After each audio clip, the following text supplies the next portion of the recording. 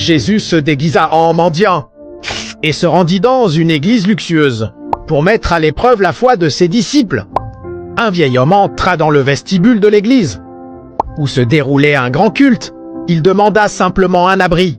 « Je n'ai besoin que d'un coin pour me sécher et prier », dit-il d'une voix fatiguée. Mais les agents de sécurité l'arrêtèrent.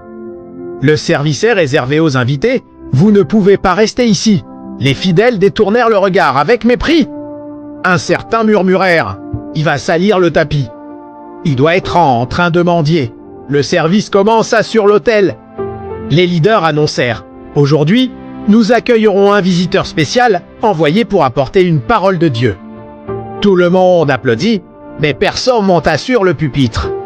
Soudain, le vieil homme rejeté commence à marcher lentement dans l'allée centrale. Il avançait pas à pas, en silence.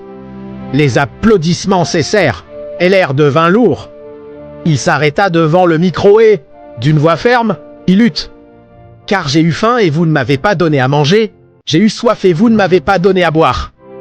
J'étais un étranger et vous ne m'avez pas accueilli. » Matthieu 2:45. Pendant qu'il parlait, il se produisit quelque chose d'extraordinaire. Son apparence changea et ses vêtements usés disparurent.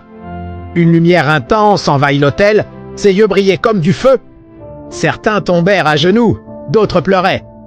Il regarda la foule et dit « Vous plaît-vous lever les mains? Mais que faites-vous pour ceux qui ont faim et froid? Aujourd'hui, peu m'ont reconnu et peu m'ont accueilli. » Devant tout le monde, il disparut. L'église resta dans un silence absolu. Certains coururent vers la porte, mais ils ne trouvèrent personne.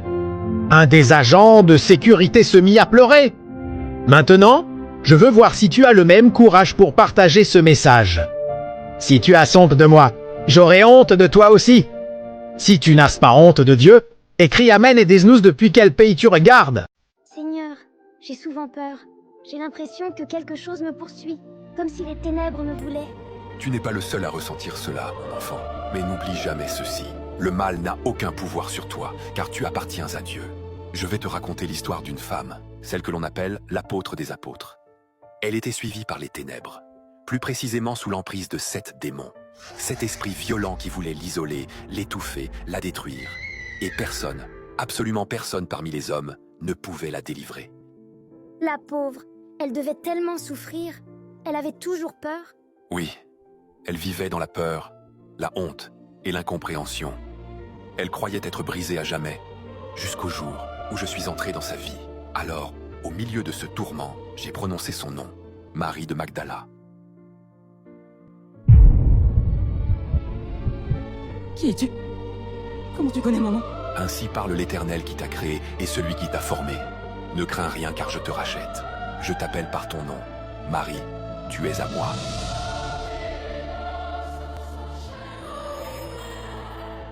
Alors tu l'as libérée? Oui, mon fils. La lumière triomphe toujours des ténèbres. Là où je me tiens, le mal n'a aucun droit.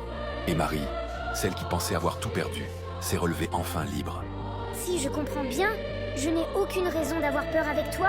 Tu me délivres de tout mal. Exactement.